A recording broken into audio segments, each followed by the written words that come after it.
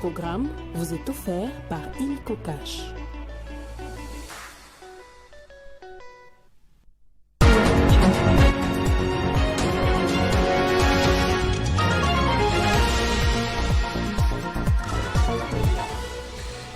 À la une de cette édition du journal, s'était redouté après l'alerte sur l'entrée par effraction dans son bureau par des personnes non autrement identifiées. Le ministre de la Justice, Constant Mutamba, est finalement victime d'un empoisonnement. Ses proches rassurent que toutes les dispositions ont été prises pour une prise en charge adéquate. Et en Algérie, c'est une présidentielle sans suspense. Le président sortant Abdelmadjid Tebboune, qui brigue un second mandat, est le grand favori de ce scrutin. Ils sont 24 millions à avoir été appelés aux urnes ce samedi. Bonsoir à tous et bienvenue dans ce journal. Le ministre de la Justice, Constant Mutamba, a été diagnostiqué positif au poison. C'est son cabinet qui l'a déclaré avant de confirmer que toutes les dispositions sont prises pour une prise en charge adéquate. Ses proches ont laissé entendre qu'une évacuation à l'étranger serait envisageable, mais rien n'est dit sur son pronostic vital. Alors en séjour en province, le dimanche dernier, son cabinet avait alerté sur une entrée par effraction dans le bureau du ministre. La police scientifique avait conclu à un empoisonnement du bureau par ailleurs. Et toujours à ce sujet, pour Jean-Claude Katende, le président de l'Azado, une organisation de défense des droits de l'homme, l'empoisonnement du ministre de la Justice est une autre preuve qui démontre que certains Congolais n'aiment pas le bien de ce pays, dit-il. Avec ça, la traque des réseaux mafieux qui détruisent le pays doit devenir un mot d'ordre. Au moins, le ministre Mutamba a fait bouger les lignes « Dieu est vivant ». Fin de citation. On va directement au Nord Kivu où les militaires plutôt déserteurs continuent à être douces d'insécurité dans la ville de Goma, chef-lieu du Nord Kivu, source plutôt d'insécurité dans la ville de Goma, chef-lieu du Nord Kivu. Les services de sécurité ont réussi à mettre la main sur eux ainsi qu'une autre bande de bandits armés. Ils ont été présentés ce samedi au maire de la ville de Goma ainsi que leurs armes et des effets volés. Les militaires déserteurs accusés d'être auteurs de l'insécurité dans la ville de Goma sont déjà maîtrisés. Ils ont été arrêtés par les services de sécurité et présentés au maire de la ville de Goma, le commissaire supérieur principal Capet Kamal Faustin, avec d'autres bandits arrêtés. L'autorité urbaine demande à la justice de bien jouer son rôle. À ce jour, la grande particularité, c'est toute une série de militaires déserteurs. Monsieur l'auditeur des garnisons, au nom de la loi, pour que la population de Goma puisse vivre dans la quiétude, votre professionnalisme, votre engagement, votre serment, tout ça, c'est dans l'utilité noble de notre population. Faites la différence pour que ces militaires hors la loi soient sévèrement et rigoureusement vraiment qu'ils soient châtiés jusqu'à la dernière énergie. Tous ces présumés bandits ont été mis à la disposition de la justice. Le procureur près le tribunal de grande instance de Goma souligne que justice sera faite. Et les services de sécurité viennent de mettre à notre disposition les criminels. Nous allons appliquer la loi telle qu'elle est dans le code. Les effets volés ainsi que les chanvres saisies entre les mains de certains civils arrêtés ont été aussi présentés à l'autorité urbaine. Et toujours au Nord Kivu, plus de 1200 ménages des déplacés de guerre installés au site de Kanyarushina dans le territoire de Nyiragongo ont bénéficié d'une assistance en vivres et non-vivres de la part de l'organisation Kivu Amani Charity.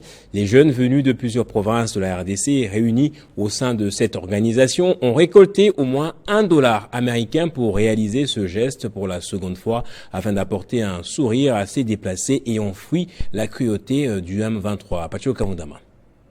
C'est une importante quantité de vivres et non-vivres que Kivu Amani Charity a remis à environ 1200 ménages de déplacés de guerre installés au camp de Kanyaruchinya. Nous sommes en territoire de Nyiragongo. Bienfait Lunda et Mboni Moulomba, les initiateurs de ce projet de charité, donnent le sens de cette grande activité. Le message de Kivu Amani Charity, comme nous l'avons dit tous les jours, c'est compatir d'abord avec nos frères et sœurs, et nous demandons aussi à toute la population, à toute la jeunesse, de toujours nous accompagner à chaque fois que nous avons l'activité. C'est toujours dans le but d'aider nos frères déplacés. Ça fait beaucoup d'années qu'on est avec eux, c'est la deuxième fois qu'on vient encore pour leur venir en aide. Plusieurs autres jeunes se sont joints à cette initiative de Kivu Amani Charity pour distribuer cette assistance. C'est toujours dans l'idéologie de pouvoir se sentir utile à la population de Goma. Vous le savez très bien, c'est un colloque, c'est tout un groupe de jeunes de Goma qui se sont décidés chacun de contribuer peut-être $1 ou avec sa présence pour venir en aide à nos frères.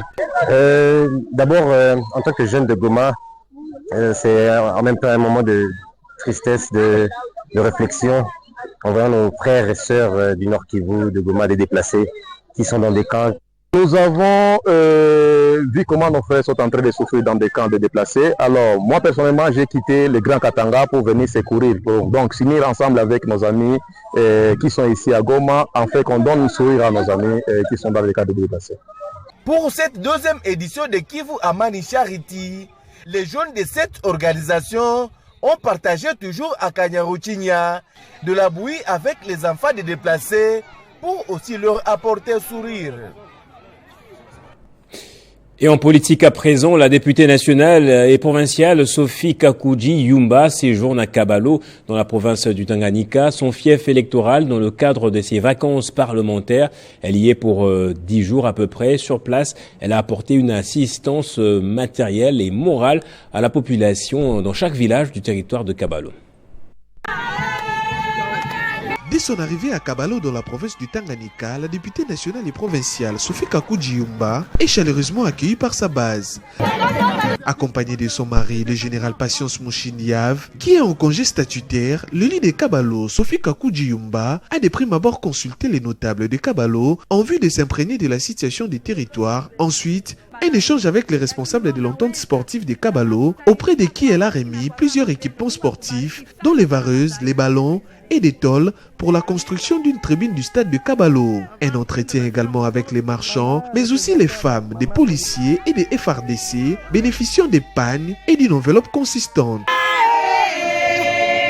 En sa qualité du secrétaire général de l'ACR, parti politique cher à Elésière Tamboué, elle a échangé avec les membres de sa formation politique. Vient ensuite la descente dans différents villages, notamment Moussimbaï, Katutu, Kabamba 1, 2 et 3, Kialo, Kadima, Ngwenamaï et Ngwenagar pour ne citer que ceux-là. Dans chaque village, la députée nationale Sophie Kakouji s'est mise à l'écoute de sa base. Cette dernière a exposé ses désidérata à leur élu qui s'est engagé de les faire parvenir à l'hémicycle. Plusieurs dons dans chaque village. Sophie Kakouji, porteuse de plus de 5000 tôles pour la construction des écoles et églises, les a remis aux bénéficiaires en présence des autorités locales et ecclésiastiques. Au retour à la cité de Kabalo, une descente au marché central où elle a promis dans un avenir proche la construction d'un pavillon aux vendeuses de braises et la réhabilitation d'un pavillon incendié. Aussitôt dit, aussitôt fait, son équipe est revenue par la suite pour la matérialisation de sa promesse. Elle a également pris part à une messe à Saint-Mathias de Capoulo avec un don de pagne aux choristes et une enveloppe pour la construction de la cure. Même geste à l'hôpital général des références de Kabalo où elle a pris en charge les frais d'hospitalisation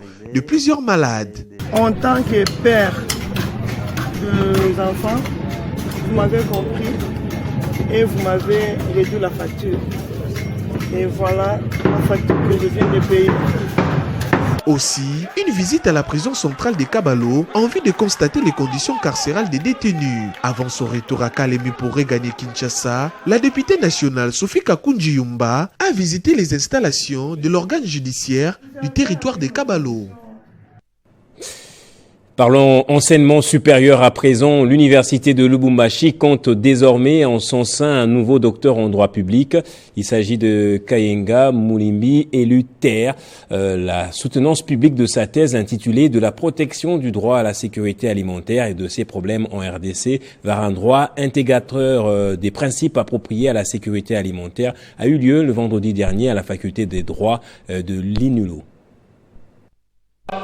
Pour résoudre la question cruciale de la sécurité alimentaire en République démocratique du Congo, l'assistant électeur Kayenga Mulimbi a voulu dans sa thèse de doctorat intitulée « De la protection du droit à la sécurité alimentaire et de ses problèmes en République démocratique du Congo vers un droit intégrateur des principes appropriés à la sécurité alimentaire » relever les faiblesses de la législation en vigueur. En effet, depuis l'accession de la RDC à l'indépendance jusqu'à ce jour, les pays manquent une législation agricole. La loi de 2011 qui régit ce secteur ne peut pas être appliquée du fait du manque de mesures d'application. Il appartient maintenant aux politiques de se saisir de ce travail et pour l'exploiter et prendre des lois au niveau de l'organe législatif qui serviraient à mettre sur le chantier cette disposition légale. Devant les jurys nommés par les recteurs de l'université de Lubumbashi, l'assistant électeur Kayenga Mulimbi a démontré que la RDC traverse la phase de l'insécurité alimentaire aiguë, occasionnant une dépendance à l'importation des denrées alimentaires dont il faut contrôler la qualité. Il a défendu avec brio la thèse en faveur du renforcement et de l'appropriation des normes agricoles nouvelles en soutenant par exemple l'utilisation des organismes génétiquement modifiés en vue de résorber l'insuffisance alimentaire. Nous ne pouvons pas au niveau national relayer d'abord contre les OGM qui sont une solution à nos populations. Après débat et délibération avec les membres du jury, l'impétrant Kayenga Mulimbi a obtenu la mention grande distinction. Monsieur Kayenga Mulimbi électeur a réussi avec la mention grande distinction. Une cérémonie de proclamation des résultats suivie de la collation des grades académiques sous les ovations de l'assistance. Et puis les lauréats de la 8e édition du prix Orange de l'entrepreneur social pour l'Afrique et le Moyen-Orient en RDC sont déjà connus. Ils ont été délibérés vendredi dernier par un important jury. Le meilleur gagnant a reçu la somme de 16 800 000 francs congolais. L'événement s'était déroulé au Fleuve Congo Hotel. Le POESAM est la preuve factuelle d'une stratégie avec les initiatives autour des responsabilités sociales d'entreprise. Mise en place par Orange, le prix Orange de l'entrepreneur social pour l'Afrique et le Moyen-Orient est une occasion unique pour les entrepreneurs sociaux de présenter leurs projets avec la composante numérique devant un panel d'experts. Que nous avons construit une stratégie avec des initiatives autour de la responsabilité sociale d'entreprise. Et le POESAM en est une preuve factuelle. Nous sommes donc convaincus chez Orange que les prochaines innovations seront produites en Afrique par les Africains et nous souhaitons, à travers le POESAM, prix Orange de l'entrepreneuriat social pour l'Afrique et le Moyen-Orient, marquer notre engagement à soutenir ces innovations. Pour cette 8e édition en RDC, les finalistes retenus viennent des 4 villes du pays, dont Kinshasa, Lubumbashi, Goma et Kisangani. Après délibération du jury, plusieurs certificats ont été remis aux participants, notamment le certificat des remerciements, le certificat des participants aux candidats, ainsi que les sommes remportées selon les classements. Le meilleur gagnant du POESAM empoche la bagatelle somme de 18 800 000 francs congolais. Je tiens à remercier toute l'équipe qui a bossé, qui a été sincère, surtout au niveau de la sélection, et surtout aussi les membres du jury qui ont respecté les critères qui a été établi pour les lauréats. En tout cas, je suis très content de pouvoir mériter ces prix et je dis un grand merci à Orange et à POESAM. D'autres prix ont été également remis, à l'instar du prix spécial féminin Orange de l'entrepreneur social de la RDC. Tous les participants ont bénéficié d'une formation pour qualifier davantage leur projet Lumière de l'Afrique de demain. Et l'actualité en Afrique à présent, les Algériens étaient appelés ce samedi à participer à un scrutin présidentiel quasi verrouillé.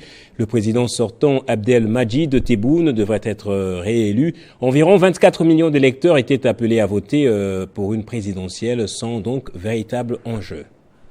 Il s'agit d'un scrutin joué d'avance. En Algérie, environ 24 millions d'électeurs sont aux urnes ce samedi 7 septembre pour élire le prochain président de la République. Cette présidentielle est sans véritable enjeu. Le chef de l'État sortant, Abdelmadjid Tebboune, est en effet considéré comme largement favori à sa propre succession. Âgé de 78 ans, il est soutenu par 4 formations politiques de premier plan qui ont scellé une alliance, parmi lesquelles l'ancien parti unique Front de Libération Nationale et les mouvements islamistes El Bina. Face à lui figurent des adversaires dans l'ombre.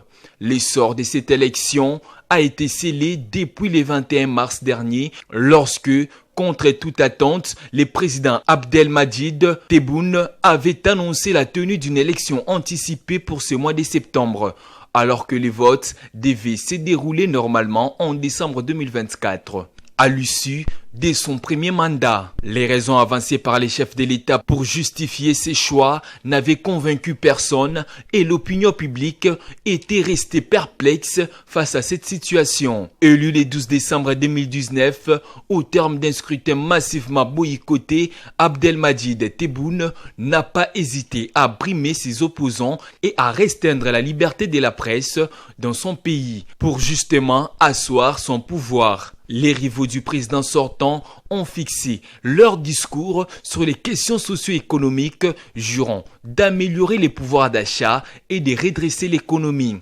Ils promettent aussi davantage la liberté d'expression s'ils sont élus, mais ils font office des figurants dans cette élection. Bien qu'aucune donnée officielle ne soit disponible, les analystes s'accordent à dire qu'une grande majorité de la jeunesse algérienne ne se rendra probablement pas aux urnes ce samedi 7 septembre. Désabusée par les processus électoraux, cette jeunesse qui constituait la base des manifestations de l'Irak réclamant un profond changement du système politique a perdu foi en la capacité des élections à apporter des transformations. Et puis on va terminer par ces très belles images en sport via un appel vidéo depuis la Chine où il se trouve en mission officielle. Le chef de l'État Félix Tshisekedi a personnellement salué et félicité les Léopards pour leur performance contre la Guinée hier au Stade des Martyrs. Après leur victoire face à la Guinée 1-0, les hommes de Sébastien Desabre sont désormais sur une série de 4 matchs sans concéder le moindre but. Je vous propose de suivre ce qu'a été cette ambiance et l'échange avec le président de la République. Le chef veut tous vous parler, parce que lundi encore, on va aller taper de l'autre côté. Je compte sur vous. En tout cas, bon boulot.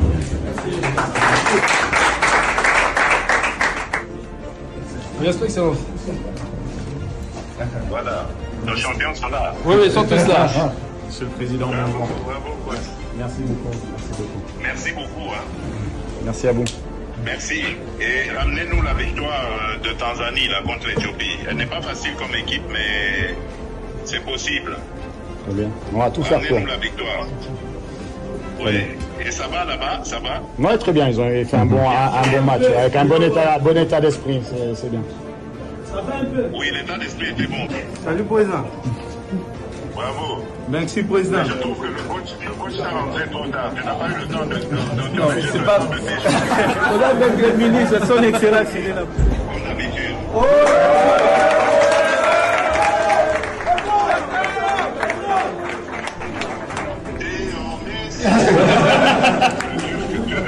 ouais, c'est demi-turc, ouais. Que Dieu vous accompagne. Hein. Toujours rester concentré. Merci beaucoup. Bravo à vous, les gars. Merci, président. C'est le rappel des titres à présent. C'était redouté après l'alerte sur l'entrée par effraction dans son bureau par des personnes non autrement identifiées. Le ministre de la Justice, Constant Moutamba, est finalement victime d'un empoisonnement. Ses proches rassurent que toutes les dispositions ont été prises pour une prise en charge adéquate. Et puis en Algérie, c'est une présidentielle sans suspense. Le président sortant Abdelmadjid Tebboune, qui brigue un second mandat, est le grand favori de ce scrutin. Ils sont 24 millions à avoir été appelés aux urnes ce samedi. Et c'est par ici donc que va se refermer ce journal. Merci à vous tous, madame, messieurs, de l'avoir suivi. L'actualité reste en continu sur votre chaîne Télé 50.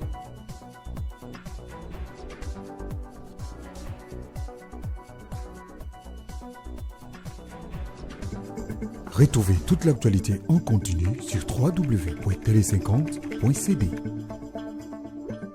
Ce programme vous a été offert par Illico Cash.